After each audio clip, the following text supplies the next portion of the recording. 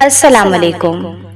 اکثر لوگ دعا کرتے ہیں اور اس کے قبول نہ ہونے پر پریشان ہو جاتے ہیں، حالانکہ کسی کی بھی کوئی بھی دعا رد نہیں ہوتی، اس کی قبولیت کا ایک وقت مقرر ہوتا ہے۔ سورہ بقرہ میں اللہ تبارک و تعالیٰ کا فرمان ہے، جب میرے بندے میرے بارے میں آپ سے سوال کریں تو آپ کہہ دیں کہ میں بہت ہی قریب ہوں، ہر پکارنے والے کی پکار کو جب بھی وہ مجھے پکارے قبول کرتا ہوں۔ اس لیے لوگوں کو بھی چاہیے کہ وہ میری بات مان لیا کریں اور مجھ پر ایمان رکھیں، یہی ان کی بھلائی کا باعث ہے۔ حدیث مبارکہ میں دعا کی قبولیت کے اوقات کا جو ذکر کیا گیا ہے کہ ہر مسلمان اگر ان اوقات میں دعا کرے تو ان کی دعا قبول ہوتی ہے، ان میں سے چند اوقات کا میں یہاں ذکر کر رہی ہوں۔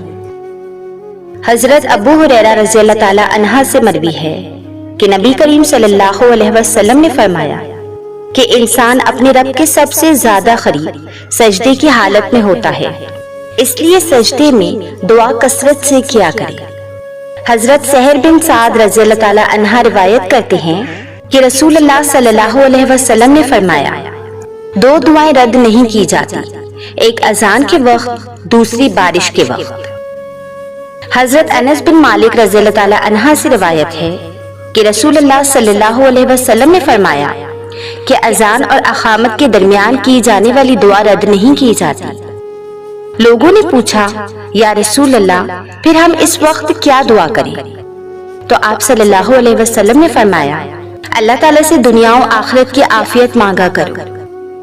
حضرت ابو ہریرہ رضی اللہ تعالی عنہ روایت کرتے ہیں کہ رسول اللہ صلی اللہ علیہ وسلم نے فرمایا کہ جب امام آمین کہے تو تم بھی آمین کہو، کیونکہ جس کی آمین فرشتوں کی آمین کے موافق ہو جائے گی تو اس کے پچھلے گناہ معاف کر دیے جائیں گے۔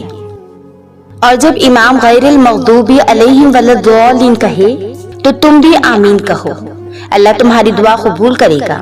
یہاں پر ایک مسئلہ ذہن نشین ہے کہ آمین اونچی آواز میں نہیں کہا جائے گا، آپ آمین ہلکی آواز میں کہیں، اتنی آواز میں کہ اگر شور نہ ہو تو آپ کے کان سن لیں۔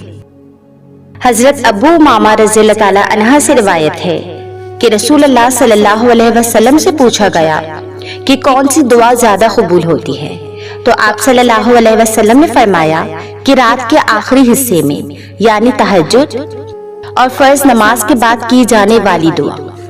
حضرت جابر رضی اللہ تعالی عنہ سے روایت ہے کہ رسول اللہ صلی اللہ علیہ وسلم نے فرمایا کہ رات میں ایک ایسی گھڑی ہوتی ہے کہ اس وقت جو مسلمان بندہ اللہ تبارک و تعالیٰ سے جو بھی بلائی مانگے، اللہ تبارک و تعالیٰ اسے ضرور عطا فرمائے گا۔